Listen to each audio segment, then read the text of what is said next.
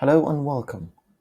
Today we're going to be looking at elements, compounds, and mixture. And these are part of the essentials of chemistry. And if you want to improve your understanding of chemistry, it's important you understand these. So take this gold ring, for example. If you look at this gold ring and you zoom in, you realize that the gold ring contains only one type of atoms, and that's gold atoms.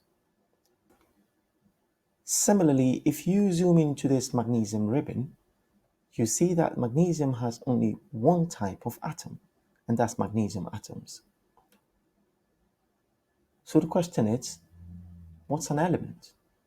An element actually is any substance that contains only one type of atom.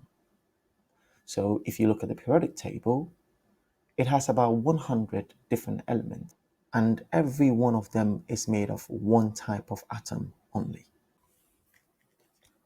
So take a reaction between magnesium and sulfur to produce magnesium sulfide.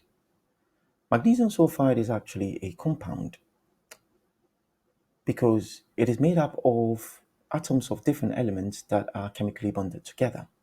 So if you take the example of carbon dioxide, carbon monoxide, or even water, they are all compounds because they have atoms of different elements chemically bonded together. But there are a few things to note though. You know how compounds are atoms of different elements chemically bonded together, like carbon dioxide. You see, the emphasis here is on atoms of different elements, like carbon and oxygen, that are chemically bonded together.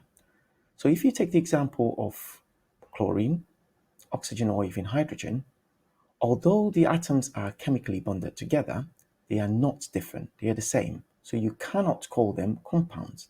They are elements because the atoms are not different, they are the same. So they are elements.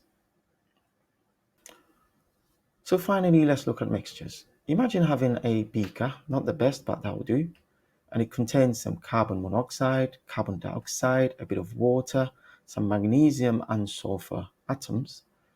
You see, these are different elements and compounds, but they are not chemically bonding.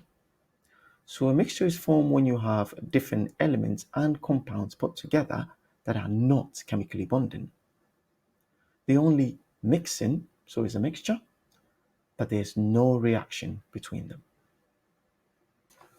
So staying with mixtures, you know how substances in a mixture are not chemically bonded?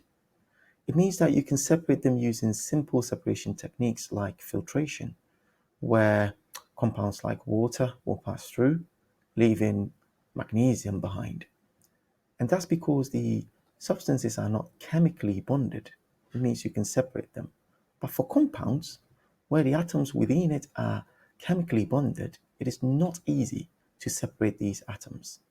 So to separate, say, a compound like water into oxygen and hydrogen, it will take a chemical reaction, and it's not easy to do that.